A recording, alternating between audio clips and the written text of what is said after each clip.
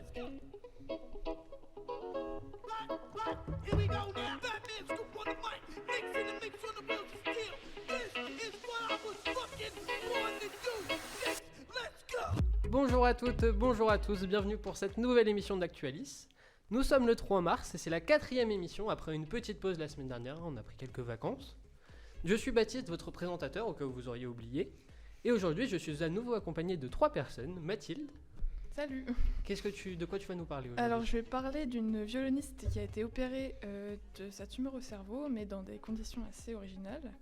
Et ensuite je vais parler de l'ouverture des frontières entre la Turquie et la Grèce. Nous sommes aussi accompagnés de Maxime. Salut.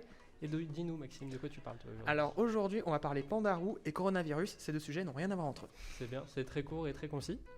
Et Toujours. nous finissons avec Odéphine. Bonjour, donc moi je vais parler des moteurs de recherche respectueux de l'environnement et des élections en Israël. Super, et bien c'est parti. On va commencer tout de suite par le petit tour d'actu de la semaine, c'est les moments de la rédac.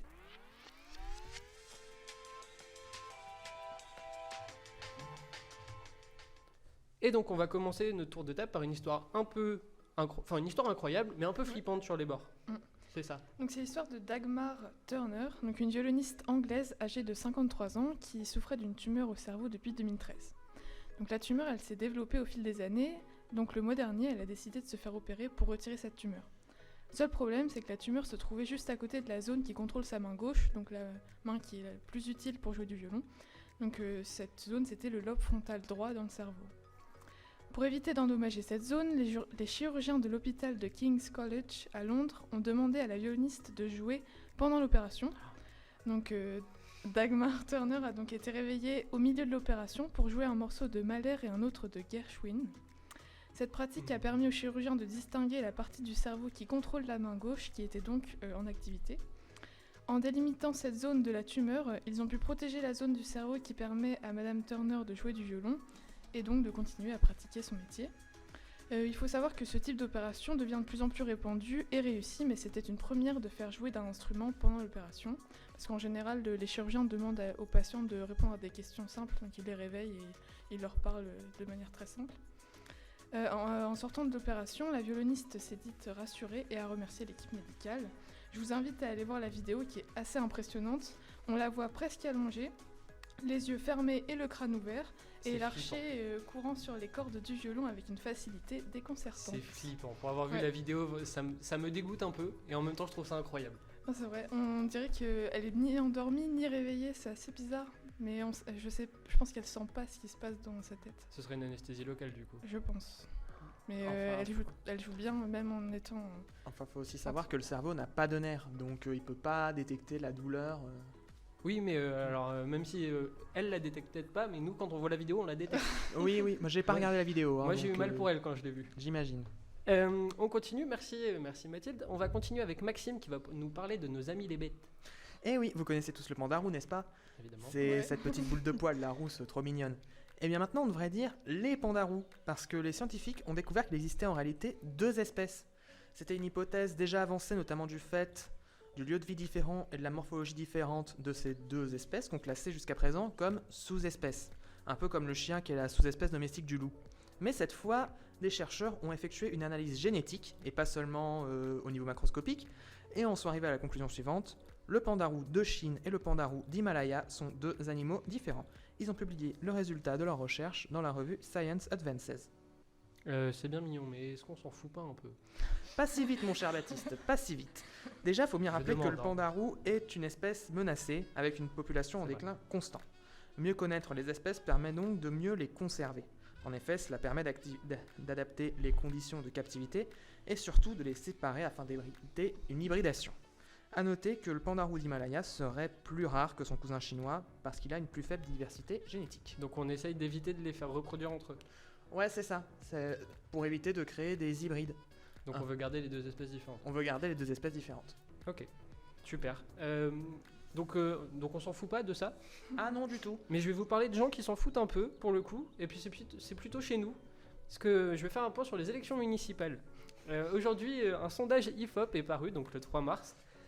Et c'est pour nous dire que les jeunes sont pas hyper motivés pour aller voter. Sur les 1200 personnes environ qui ont été interrogées, Les 3/4 sont inscrits sur les listes électorales, donc 76% pour être précis.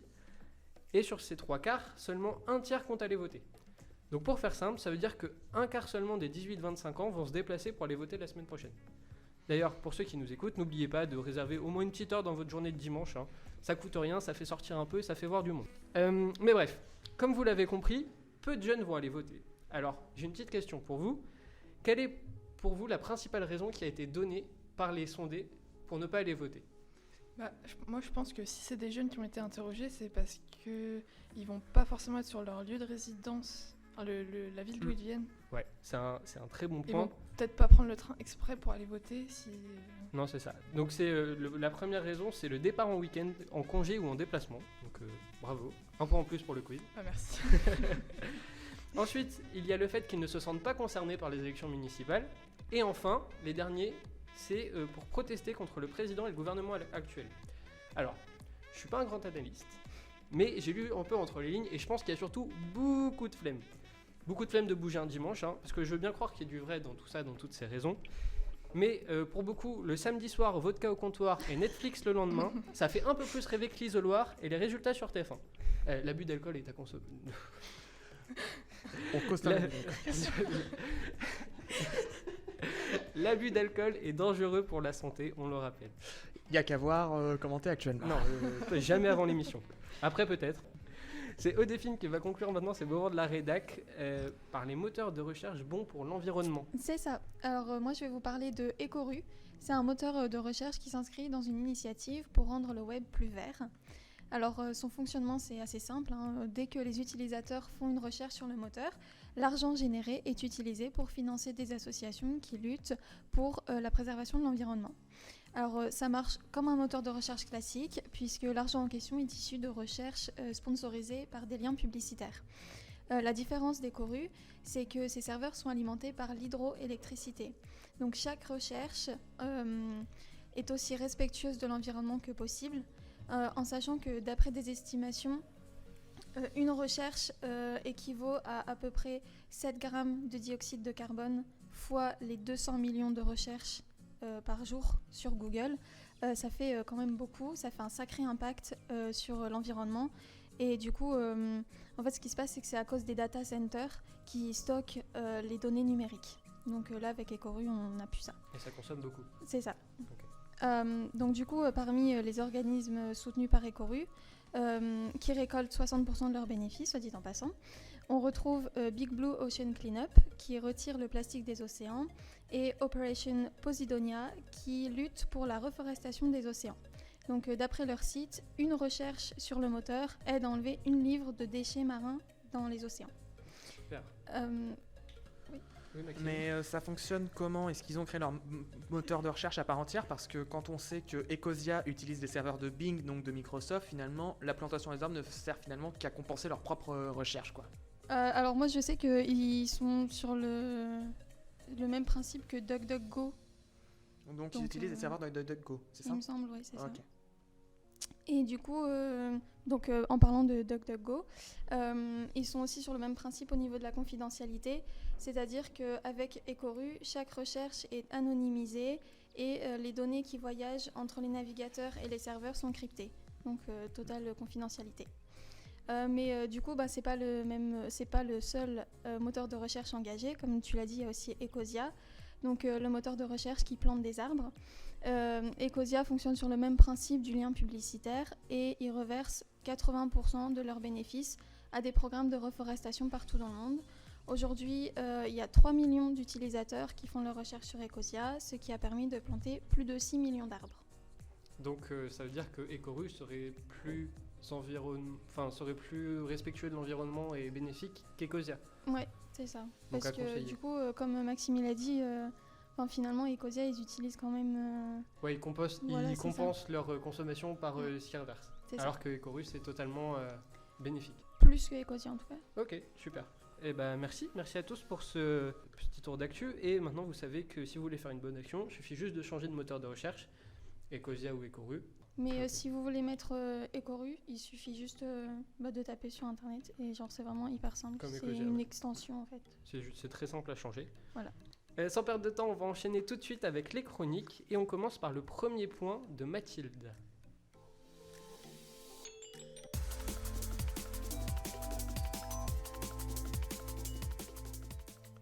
Et donc pour ce premier point, nous partons en Turquie pour discuter frontières. Oui, donc vendredi dernier, le président turc Recep Tayyip Erdogan a décidé d'ouvrir les frontières et notamment celles permettant de se rendre en Grèce. Résultat, des milliers de migrants sont arrivés ces derniers jours, notamment sur l'île grecque de Lesbos qui se situe près des côtes turques. Mais pourquoi il a décidé d'ouvrir les frontières ? En faisant cela, Erdogan veut menacer l'Europe d'une crise migratoire. Il cherche alors à obtenir le soutien des pays occidentaux dans la guerre en Syrie. Donc pour rappel, 15 000 soldats turcs sont actuellement déployés en Syrie. Parmi les raisons de cette présence militaire turque figurent le combat contre la création d'un Kurdistan syrien, donc les Kurdes qui sont considérés comme un groupe terroriste par le gouvernement turc.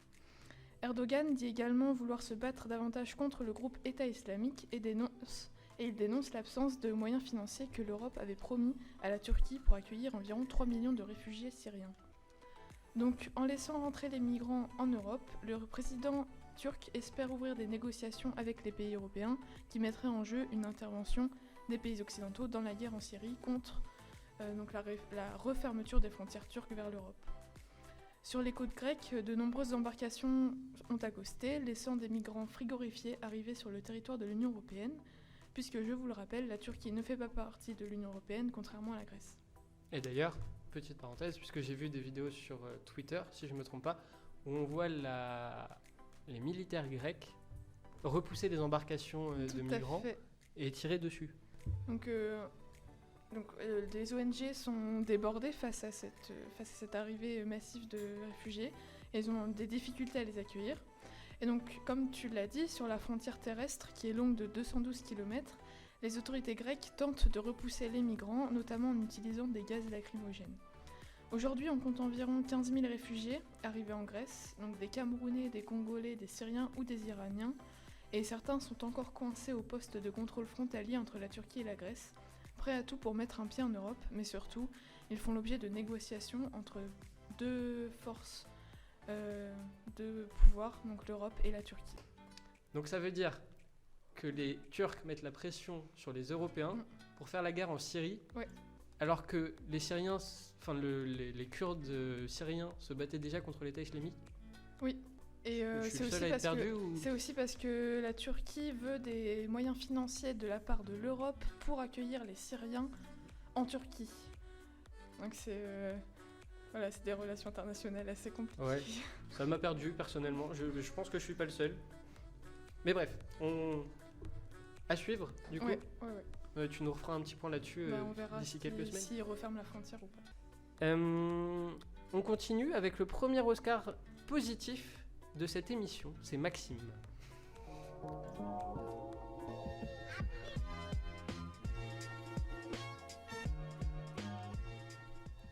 Alors du coup, premier Oscar positif, mais j'étais un peu étonné, puisque c'est un Oscar sur le coronavirus.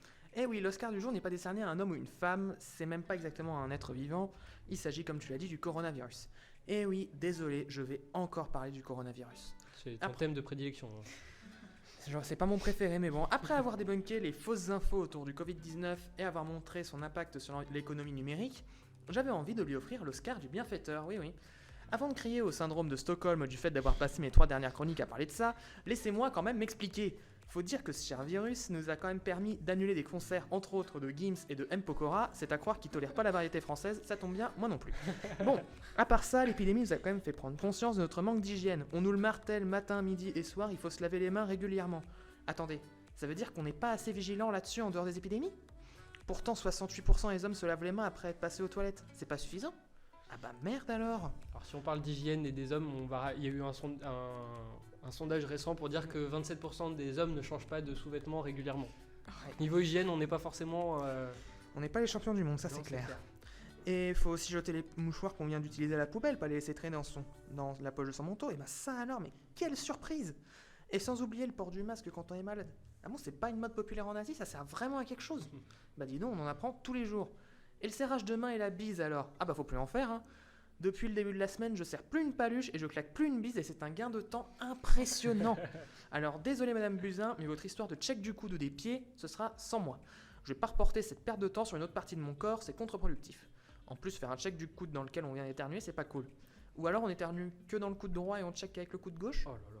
Je sais pas, peut-être une idée autour de la table, non? On éternue. Les pieds. Ouais, dans son genou, on éternue Ouais. et puis on fait Ah un ouais. check du coude. On éternue dans son genou? Bah ouais, moi, je pense que Ça, c'est- c'est Eh bien bah, vu. Va falloir des contorsionnistes T'es par contre. hein. t'es Va falloir flexible bosser. ma parole.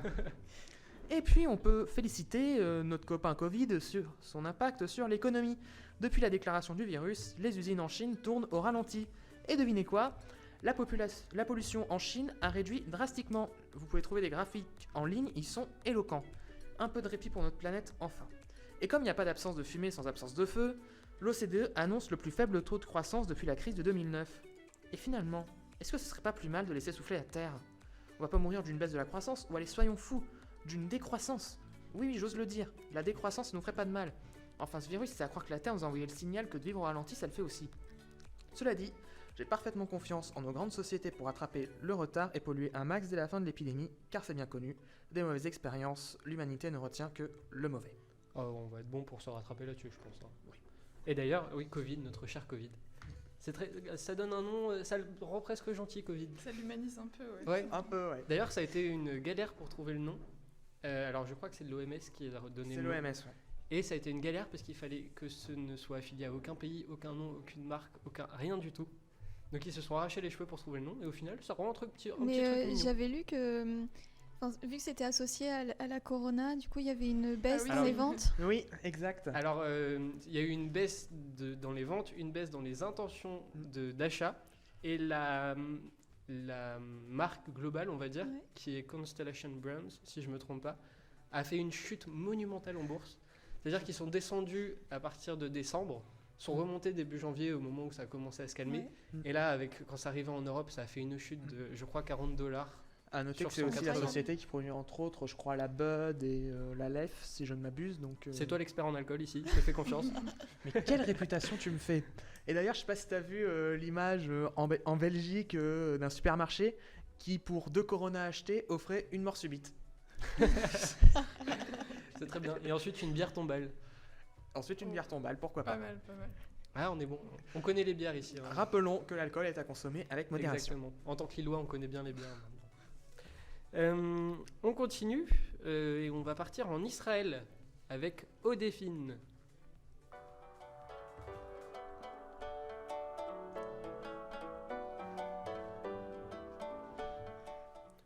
Donc Israël pour une énième élection législative. C'est ça, c'est la 3e en fait, en un an. Donc hier se sont tenues les élections législatives. C'est un enjeu assez particulier, 3e élection en un an. Le problème, c'est que les 2 premiers votes n'ont pas réussi à départager les 2 candidats pour en faire ressortir une majorité et donc créer un gouvernement. Donc en l'absence de coalition, un 3e vote était nécessaire. Hier, les électeurs se sont impliqués en masse pour bien départager les candidats, puisque le score de participation était de 71%. Malgré une lassitude perceptible, le taux était tout de même plus fort qu'à celle d'avril 2019. Et donc c'est Benjamin Netanyahou de Likoud, l'actuel Premier ministre israélien, qui a devancé son rival Benny Gantz du parti centriste blanc-bleu. À l'issue des votes, le Likoud remporte 5 sièges de plus pour un total de 37 élus. Le parti lui opposant, blanc-bleu, est resté stable dans les sièges mais a bien perdu dans les votes puisqu'il était ex-aequo avec le Likoud aux élections d'avril. Benjamin Netanyahou est au pouvoir depuis 2009 sans interruption, mais il est présent dans le paysage politique depuis les années 90. Pour Netanyahou, l'enjeu est double et il l'a bien compris. Il s'agit de la plus importante victoire de ma vie. Je serai le Premier ministre de tous les citoyens israéliens, a-t-il déclaré hier soir après sa victoire. Alors que son procès pour corruption, malversation et abus de pouvoir débute mi-mars, il tente de rassembler le plus possible d'alliés, car c'est son avenir politique qui se joue. D'ailleurs, son opposant Benny Gantz avait tenté de rassembler les votes autour de l'idée de la fin de l'ère Netanyahou. Et l'accord de paix de Donald Trump dans tout ça. Alors, les élections, elles se déroulent un mois après donc, l'échec de l'accord du siècle, un plan de paix qui avait été écrit par Jared Kushner et présenté par Donald Trump comme étant une solution à 2 États pour résoudre le conflit israélo-palestinien. Le secrétaire général de l'Organisation de la libération de la Palestine a réagi en disant « La colonisation, l'annexion et l'apartheid ont gagné, preuve que les élections n'ont pas calmé les tensions. » Oui, l'accord de paix était un bordel. Ouais, désastreux. C'est-à-dire qu'ils mettaient un peu de tout partout, on mélangeait tout le Voilà. monde et on voyait bien comment ça se passait. Exactement. D'accord. Donc pas étonnant que ce soit bancal. C'est ça. Mais c'est surtout Cette que... fois-là, on peut le dire. hein. Ouais. Oui, disons-le. Et c'est surtout que c'est un peu aussi des enjeux avec l'allié américain qui arrive, qui redébarque dans la région. Et Encore qui... et encore. Ouais, et voilà, encore, c'est ça. encore. On enchaîne tout de suite avec mon moment à moi. C'est l'heure du quiz.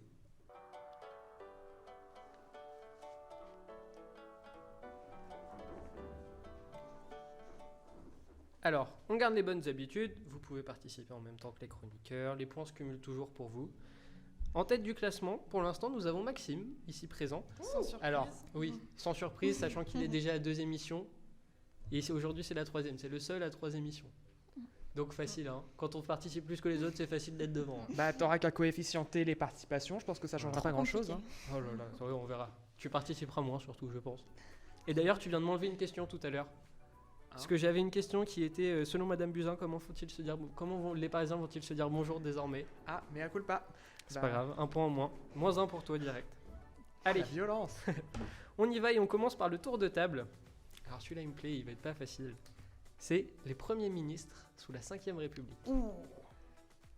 Alors pas de triche, hein, parce que vous deux, je vous connais là. Mathilde Non, et je vois pas de Odéphine. quoi tu parles. La dernière fois, ça se passait le téléphone et ça donnait des mauvaises réponses en plus. Donc, on va faire commencer Odéphine. Alors, il y en a un Premier ministre quand même. Jospin. Bah, Édouard Philippe. Voilà.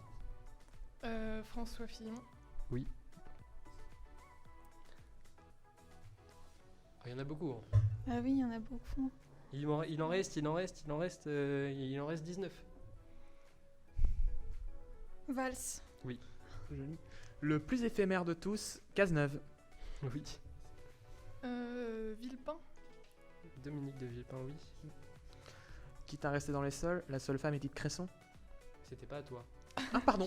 Et merci Maxime. Edith Cresson. Voilà, Edith Cresson. Je l'ai trouvée toute seule. Mais bien sûr. Jean-Marc Ayrault. Jean-Marc. On a fait tous les récents. Là, ça On est devient en drôle. recul. Bon, je pense que je vais passer mon tour parce que là... Ah non, il y en a qu'on n'a pas dit. C'est des grands monsieur de la politique française. Allez, un truc. Même un nom de politique au hasard. Balance-moi un truc. Ouais, non, je vais pas dire n'importe quoi. C'est pas grave. Vas-y, au défi. Tu abandonnes du coup? Bah ouais, là... Oh là là. Oh, C'est peut-être une bêtise, mais Balladur. Balladur, c'est bon? Oui. Chirac. Oui. Chirac, 2 fois. 3, non, même 3. Je crois que c'est 2. Bah, sous Giscard et sous Mitterrand 2 fois, non? Oui, du coup, mais oui, ok, je compte Ouais. par mandat. Ok, ok. Odéphine. Non, j'ai plus. Il reste. Moi, C'est j'en un ai grand encore. nom à Lille. Le nom du stade de Lille. Mauroy. Oh, il était facile celui-là. Ah bah j'aide un Culture. peu parce que toi t'es déjà trop en avance sur tout le monde donc. Bah, on va essayer de confirmer. De Villepin, je crois qu'il a déjà été dit. Oui. Donc, on va encore un peu remonter. Bah, Rocard. Oui, Rocard. Il est où dans ma liste? C'est tout bon. Alors, Odéphine. Non, j'ai plus. Le nom de la Vraiment, tête. C'est fini. Maxime, est-ce qu'il t'en reste un dernier pour confirmer? Bon, allez, Pompidou. Pompidou, c'est bon. Encore?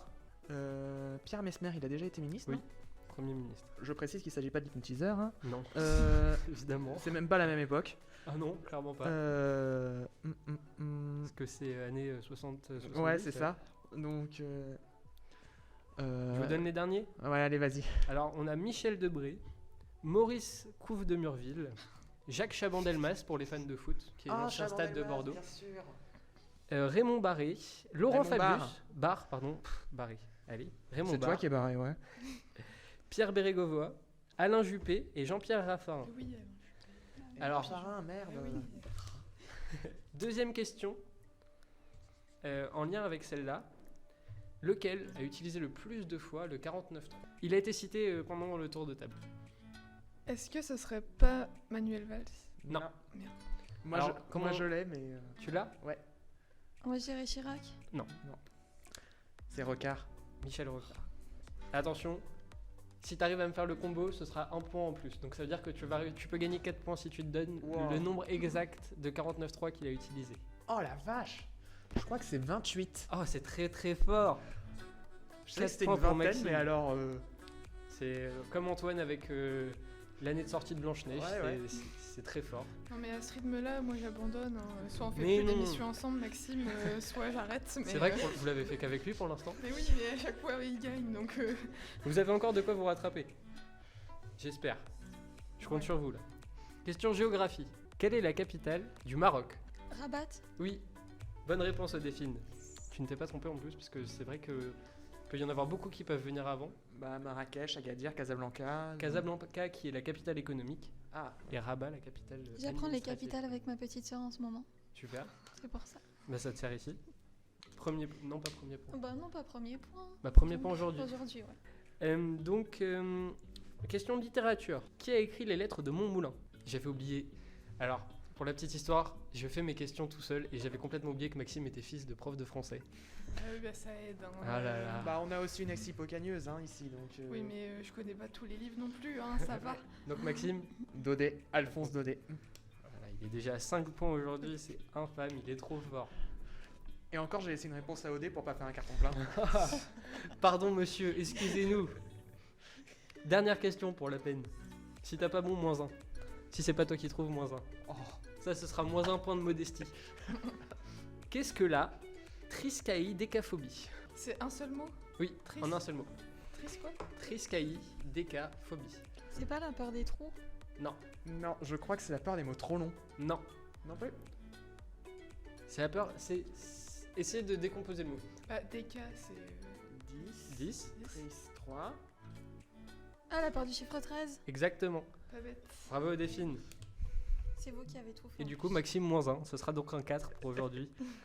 Enfoiré. Pour la modestie. Eh bien, on va commencer par la grande gagnante d'aujourd'hui, Mathilde, avec un total de, 0. Ouais. tant que je compte bien, 0. On change pas une Exactement. équipe qui gagne. Hein. Bah, qui perd, justement. Ouais, non mais je sais. Tu n'avais pas fait 0 la dernière fois. 1. 1, je crois. C'est mieux que J'en rien. suis très fière. Ensuite, nous avons Delphine avec 2 points, du coup. Oui. Et Maxime qui est passé de 5 à 4, point de modestie. Ouais, ça va. Merci à tous pour cette émission. Petite précision d'abord, ce n'est pas la seule émission de la semaine. Vous aurez la chance d'avoir une double dose d'Actualis cette semaine puisque nous allons faire aussi un hors-série qui sortira vendredi à 18h. Donc soyez présents, on vous en offre un peu plus cette semaine. Ça nous fait plaisir et ça vous fait plaisir. Donc voilà. Merci à tous pour cette émission, merci à tous nos auditeurs et à vendredi du coup. Salut!